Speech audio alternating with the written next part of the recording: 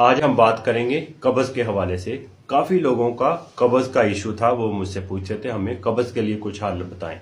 और आपको जो मैं कब्ज का हल बताने जी मुस्तकिल तौर पर हल बताऊंगा, जिस तरीके से मैं आपको बताऊंगा अगर आप उसको फॉलो करोगे तो आपकी कब्ज का हल हो सकता है।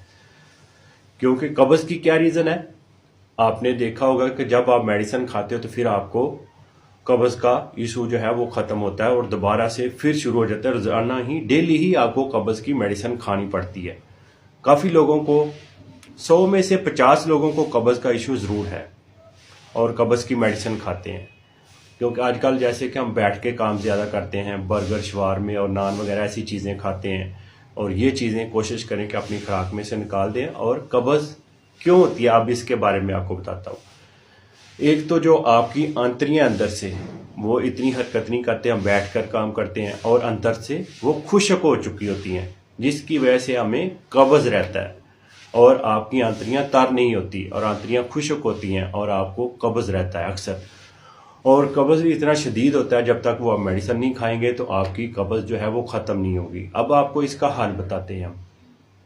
एक तो कोशिश करें दौड़ लगाया करें, अगर किसी के पास टाइम नहीं है तो हफ्ते में एक बार या 2 दफ़ा कोलेस्ट्रॉल ये आपने नीम गर्म दूध या नीम गर्म पानी उसके अंदर 2 चम्मच आपने डाल लेने हैं। रात को सोने से पहले आपने इसको पीना है। हफ्ते में 1 बार या 2 बार ये आप ले लिया करें। जब आपको लगे कि मेरी कब्ज का हाल जो ठीक हो चुका है तो फिर आप हफ्ते में 1 बार इसको ले लिया करें, क्योंकि इसके साथ आपकी आंतड़ियाँ अंदर से तर रहेंगी। और जिनको बहुत ज़्यादा पुरानी कब्ज है वो बादाम रोगन का तेल, जिसे हम ऑयल भी कहते हैं, वो डेली रात को सोने से पहले आपने नीम गर्म दूध का 1 गिलास लेना है, उसमें 2 चम्मच बादाम रोगन का तेल जो ऑयल है उसके चम्मच डाल देने हैं और 1 चम्मच आपने इस बोल का छिलका वो इसमें डाल देना है। ये रात को सोने से पहले आप डेली लें तो आपकी मुस्तकिल तौर पर कब्ज जो है वो ख़त्म हो सकती है।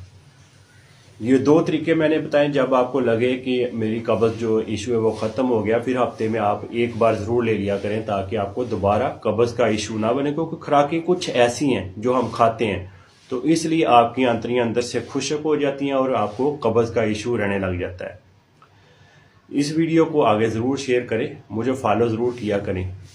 मैं मिलूंगा एक और वीडियो के साथ, मुझे दें इजाज़त। अल्लाह हाफिज़।